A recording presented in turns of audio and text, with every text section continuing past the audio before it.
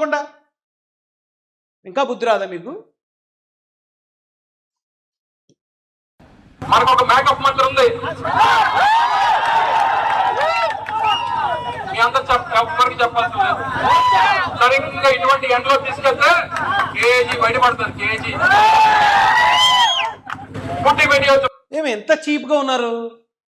ఇప్పుడు ఒక సాధారణ వైసీపీ కార్యకర్త అలా మాట్లాడాడంటే మనం దాన్ని ఏం తప్పట్టక్కర్లే, అవును అతని స్థాయి అంతే అలా మాట్లాడతాడు అనుకోవచ్చు.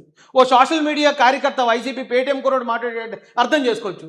ఏమైనా నువ్వు మంత్రివి, మీ నాన్నగారు ఒక పెద్ద నాయకుడు, ఒక రాజకీయ వారసత్వం నుంచి వచ్చిన వ్యక్తివి, నువ్వు మాట్లాడాల్సిన చిల్లర మాటలు ఇవా?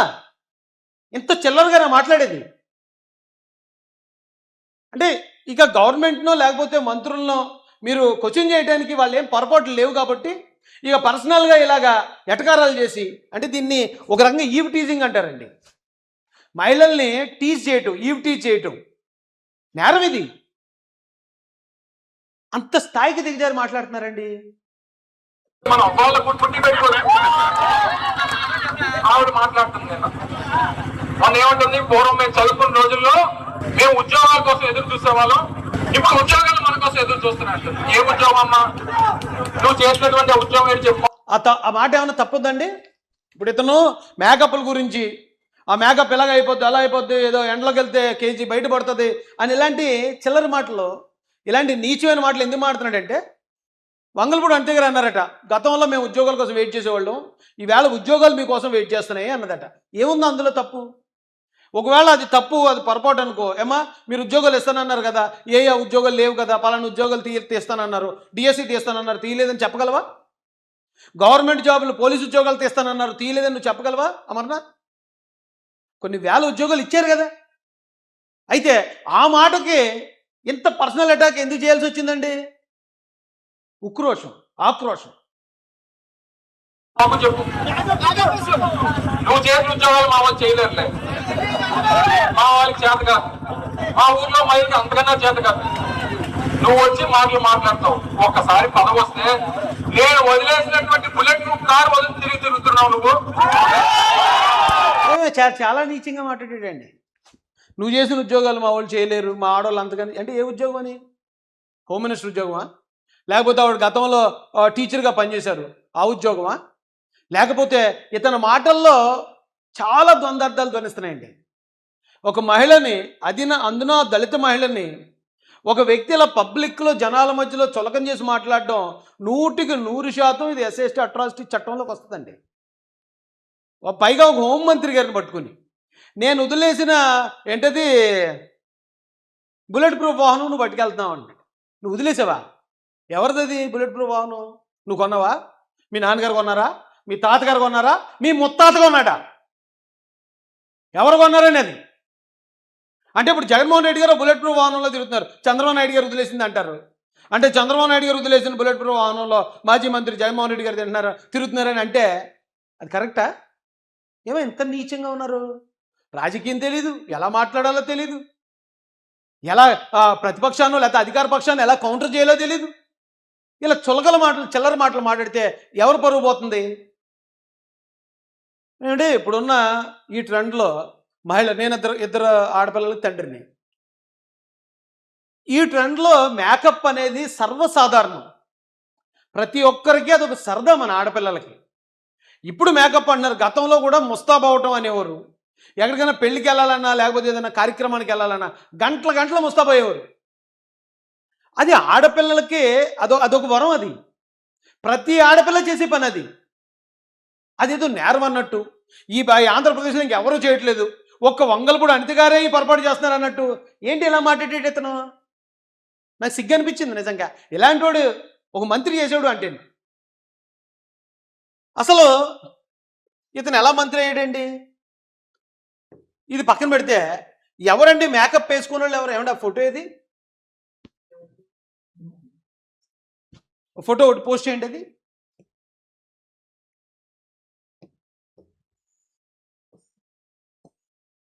రోజా గారు, ఆవిడ కూడా ఒక మంత్రి, మేకప్ వేసుకోలేదని చెప్పండి, గుండెల మీద చేసుకుని చెప్పండి. ఆవిడ బయటకు వచ్చేటప్పుడు ఎప్పుడు మేకప్ వేసుకోలేదని. వేసుకుంటారు కదా, అది మేము ఎప్పుడు క్వశ్చన్ చేయలేదు కదా. ఏమంటే మేకప్ వేసుకుని అనుకుంటున్నారు రోజా గారు అని. ఎప్పుడైనా ఆవిడ మేకప్ గురించి మాకెందుకు? ఆవిడ ఎప్పుడైనా తప్పుగా మాట్లాడితే, బూతులు మాట్లాడితే, ఆవిడ దారుణంగా మాట్లాడితే మేము తిరిగి మాట్లాడాం తప్ప, ఆవిడ మేకప్ ఏం వేసుకుంది, ఆవిడ చీర ఏం కట్టుకుంది, లేకపోతే ఆవిడ మ్యాచింగ్ ఏం వేసుకుంది, ఎందుకది మాకు?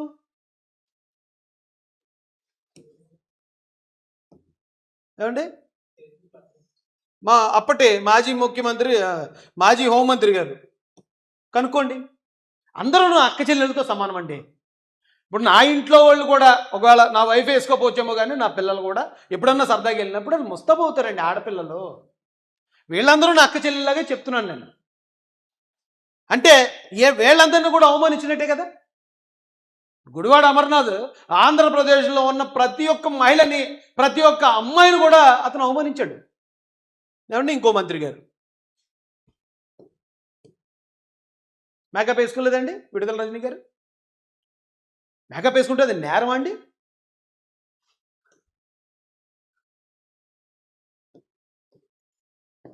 పుష్ప శ్రీవాణి గారు, ఇవిడి డిప్యూటీ సీఎం కూడా చేశారు, ఉప ముఖ్యమంత్రి కూడా చేశారు. ఆవిడ మేకప్ వేసుకున్నారా లేదా చూడండి, కనుక్కోండి ఒకసారి. మీకు ఫోటోలు చూస్తేనే అర్థమవుతుంది కదా. వీళ్ళందరినీ నేను విమర్శించడానికి అంటలే, వీళ్ళందరూ నా అక్క చెల్లెళ్ళు అనుకునే చూపించాను. అవన్నీ కూడా పబ్లిక్ డొమైన్లో వాళ్ళు పెట్టుకున్న ఫోటోలే, నేనేమి పర్సనల్ ఫోటోలు కూడా చూపించట్లే. ఏం తప్పు ఉందని మాట్లాడాడు గుడివాడ అమర్నాథ్ అలాగా? ఏమండి, ఇంకొక ఫోటో చూపిస్తానండి.